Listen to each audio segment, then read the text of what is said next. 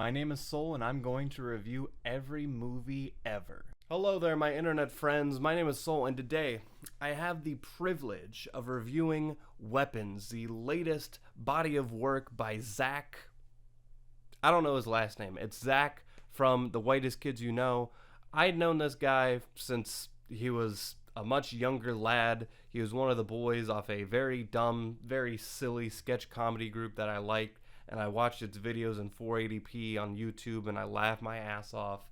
That guy went on to make one of the weirdest but still beloved, wonderful horror movies I've ever seen, Barbarian, and body of that body of work is all I needed to go into Weapons. I didn't see a trailer. I didn't read a review. I didn't do a damn thing. I walked in, I looked at the poster, and then I headed on into the theater. And I sure am glad I did, because this movie was chef's kiss. I'm going to be talking about Weapons in depth here. I am going to maybe, dabble in a little bit of spoilers toward the end, but we'll talk about that when we get there. That being said, let's jump into it. It is small town America. We have a classroom full of kids. It's a normal day in the suburbs, but only one of these kids shows up to class. And then we find out by watching a bunch of Ring door cams that all these kids that disappeared, they just ran out the front door and ran into the darkness, never to be seen again. They all just disappear at the exact same time of the day. Very suspicious. And then everyone kind of looks at the teacher and assumes she's like a witch or something, but we don't actually know. We just have to blame somebody. So everyone's trying to light a fire under her ass.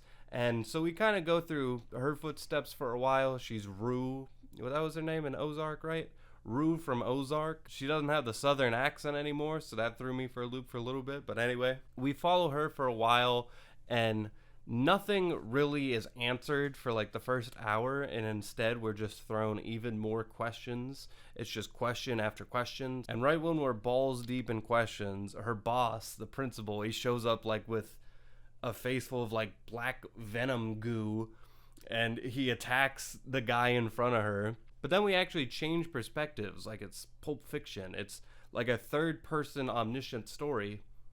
I don't know if there's like a film version of that term, but that's what happens, where we're going from character to character, seeing it through their eyes. And it was actually very impressive how there's certain films in this movie where it'll be the same scene, but from two different characters' perspective. And it's so crazy how just changing whose perspective we're watching the scene from will kind of drastically change how even just the dialogue from the other characters sound like. For instance, there's a cop and a junkie in this film. We follow both of their perspectives to the same scene, but when you're from the junkie's perspective, listening to the cop, it sounds much more menacing and threatening. But from his perspective, and the day he's been through, he's kind of just like, he's just not nearly as intimidating. But it's literally the same cadence.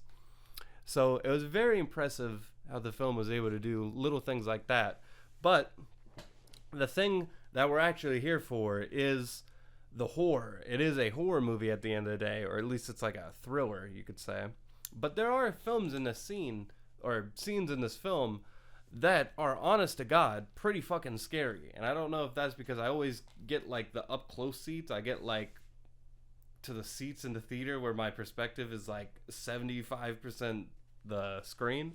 So these things always get right in my face, big booms behind me. There are some moments in this film that kind of got me, but at the same time, this film is trying to be a comedy, and you don't really realize that till maybe halfway through the film, where there are scenes in this film that are just funny, and they're films that are usually followed by actually like real nail-biting moments. You're gripping the seats, and then suddenly something really silly happens, and the whole theater is laughing with you. And I'd seen Barbarian, which does a little bit of this, but this one really leans into it. And these conflicting tones is kind of where the film starts to get questionable, because obviously with a lot of these films they're trying to say something, and because the title of the film is Weapons and it's about children, and because there's a scene where there's a giant AR-15, you'd assume that maybe they're trying to talk about gun violence. But that theme is barely, I don't think at all talked about really. You could maybe try to make some kind of conversation why it exists in this film, but Zach has gone on to say that this film is not trying to say much. It's just like his subconscious into a script. And around the time he was making this film is when Trevor, one of the cast members of The Whitest Kids You Know, it's when he passed away. And he wasn't trying to say that that directly affects the film, but that's kind of where his mindset was at. Because what this film ultimately leads up to is a moment of comedy. The film, its climax, the big moment it's all leading up to, it's a giggle.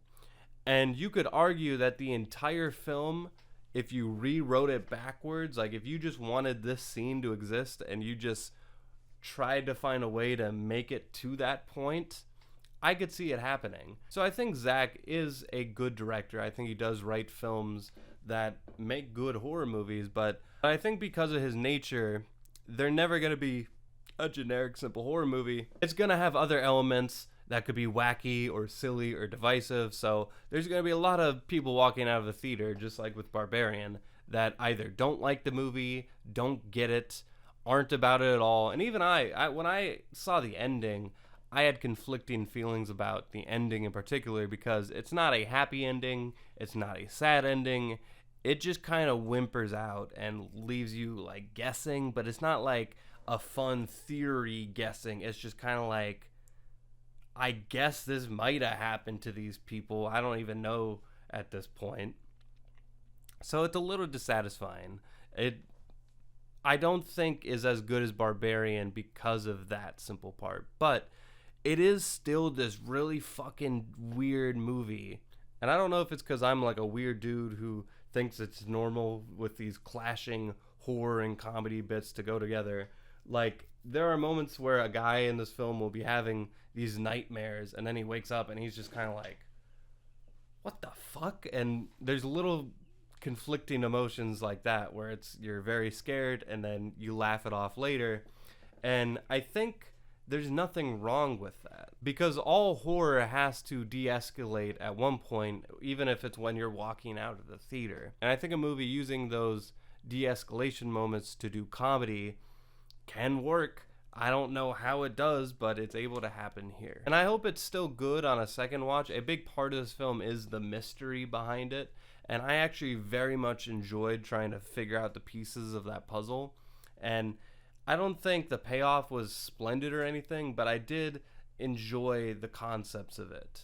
The actual antagonist is very good and very scary when it needs to be scary, but at the end of the day, it just all ends up leading to a big giggle, which is going to be divisive for a lot of people. But I personally loved it, and that's why I'm going to give Weapons an 8 out of 10. Thank you so much for watching this movie review. If you want to watch more film reviews, game reviews, I'm a big reviewer, please subscribe to this channel, or just watch my other videos where I ramble about nonsense. Those are pretty cool too. What are your guys' thoughts on Weapons? Leave them in the comments down below, and until next time, with that, I leave you.